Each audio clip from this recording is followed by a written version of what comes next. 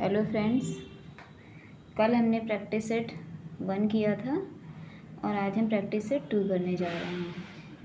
जैसा कि आपको बताया था कि 10 क्वेश्चंस का प्रैक्टिस सेट हम स्टार्ट कर रहे हैं। इसमें 5 क्वेश्चंस वोकैब के होंगे और 5 क्वेश्चन ग्रामर के, ग्रामर सेंटेंस। चलिए स्टार्ट करते हैं। फर्स्ट क्वेश्चन है स्पेलिंग का। Which is the correct spelling. इसमें हमें करेक्ट स्पेलिंग बतानी है क्विंटेसेंस की। तो ऑप्शन ए है QUINTESENCE,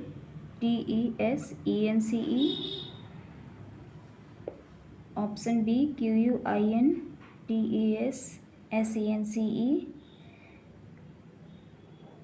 और ऑप्शन नंबर सी है, यहाँ पे आई है ये, ऑप्शन नंबर सी है ई ही है ये, ऑप्शन नंबर सी है QUENTESENCE और नेक्स्ट है QUINTESENCE। तो क्योंकि यहाँ पे आपको पता ही चल रहा होगा, ये अंडरलाइन कर दिया मैंने, तो ये क्विंटेसेंस की ऑप्शन नंबर बी इसका करेक्ट आंसर है। तो क्विंटेसेंस की स्पेलिंग क्या होगी? QUINTESSENCE।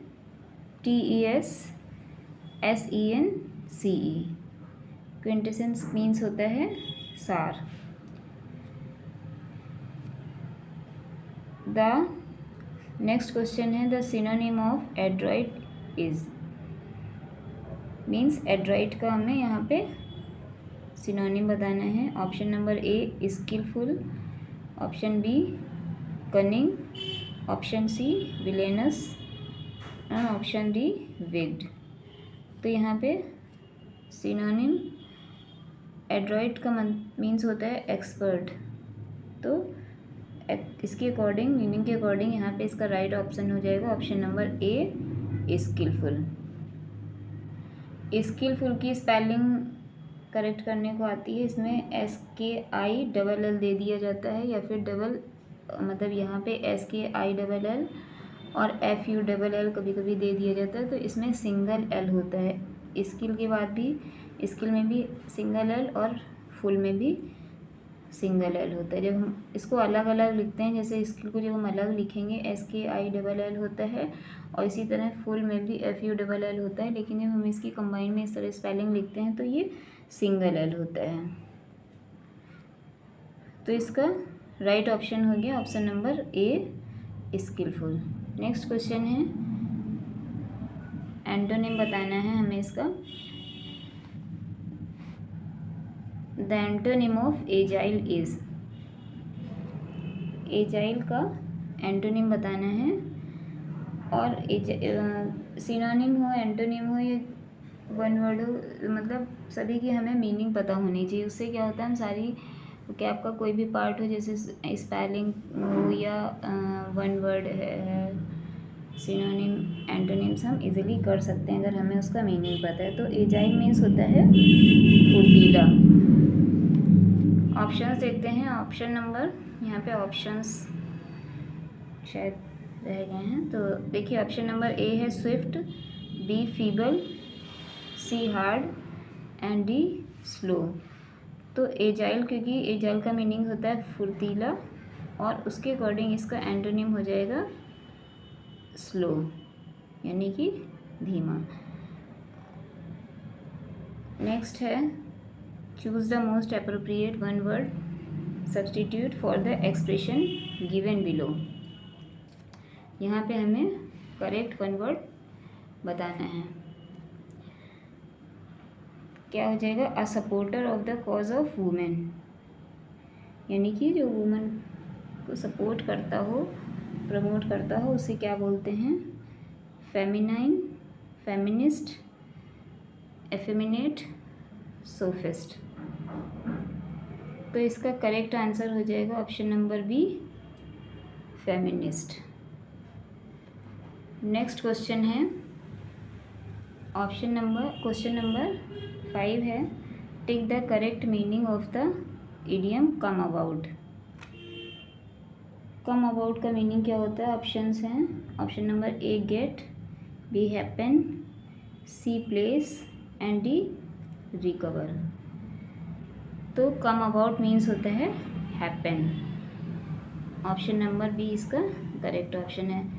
यहाँ पे मैंने टिक किया है, तो आप लोग को अगर ये इस ऐसे टिक सही नहीं लग रहा है, मतलब ऑप्शन ऐसे आपको आंसर पता चल जा रहा होगा, तो अगर ये सही नहीं लग रहा तो आप कमेंट बॉक्स में बता दीजिएगा, तो इसको अंडरलाइन नहीं करेंगे। फिर ये 5 क्वेश्चंस वोकैब के थे, और इसके बाद 6 to 10 हम ग्रामर के क्वेश्चंस डिस्कस करेंगे।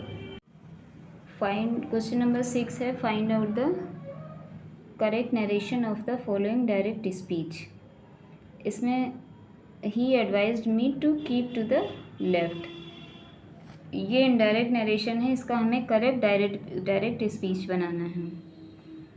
तो किसी भी क्वेश्चन का आंसर करने से पहले हमें सबसे अच्छा होता है कि हम उसको एलिमिनेशन मेथड से करें।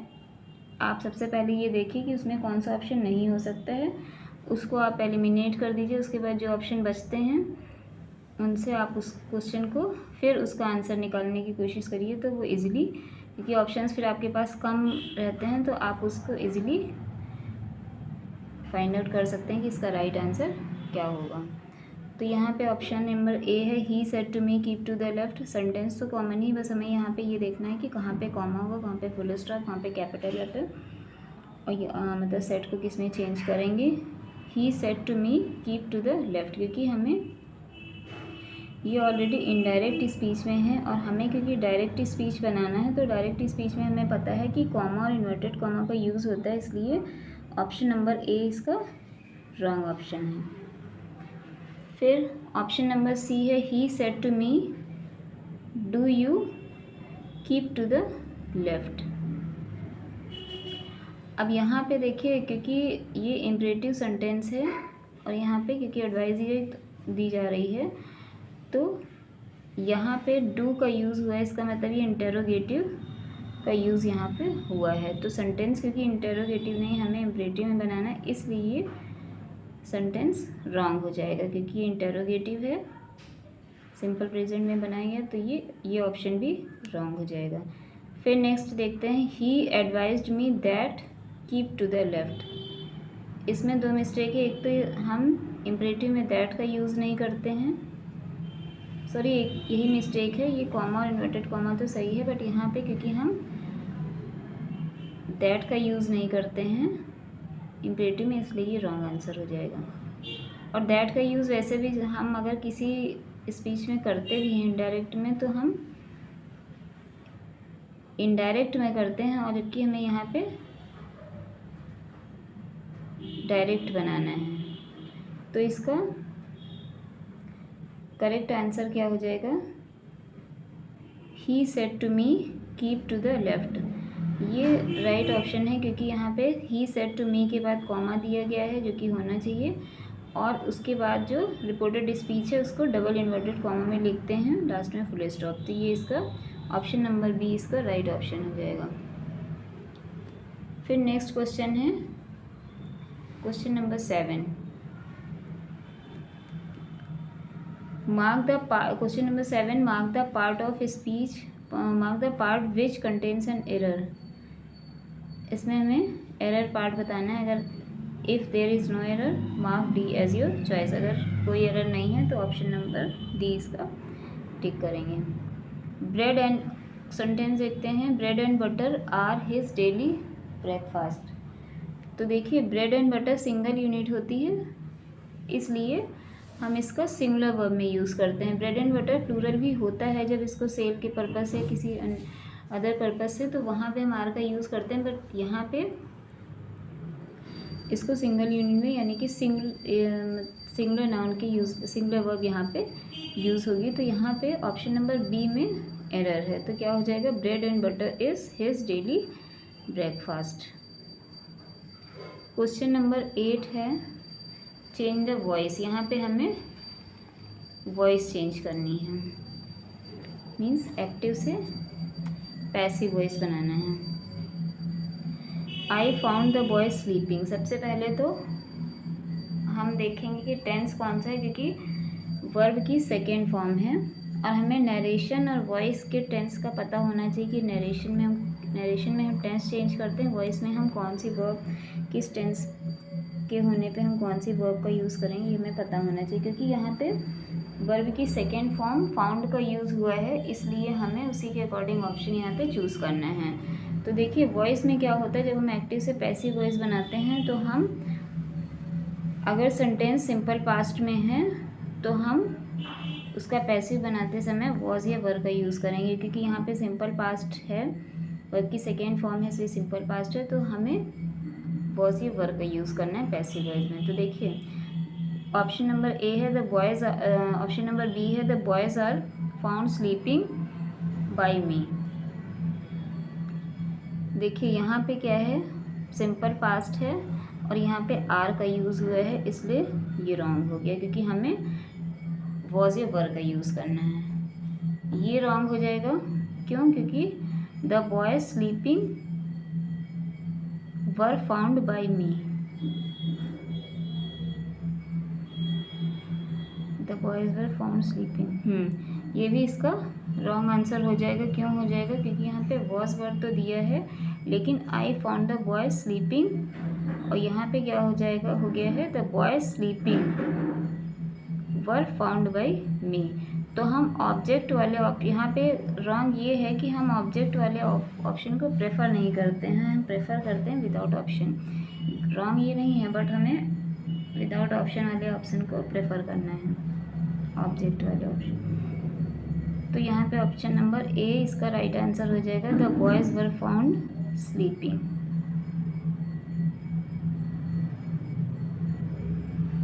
The boys were found sleeping.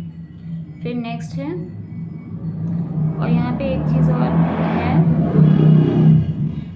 The boys were found sleeping, यहाँ पे वर्ब क्योंकि पहले आ गई, ये भी इसका मतलब इस वजह से भी ये करेक्ट आंसर नहीं होगा। फिर नेक्स्ट है, choose the most appropriate preposition to fill the blank space.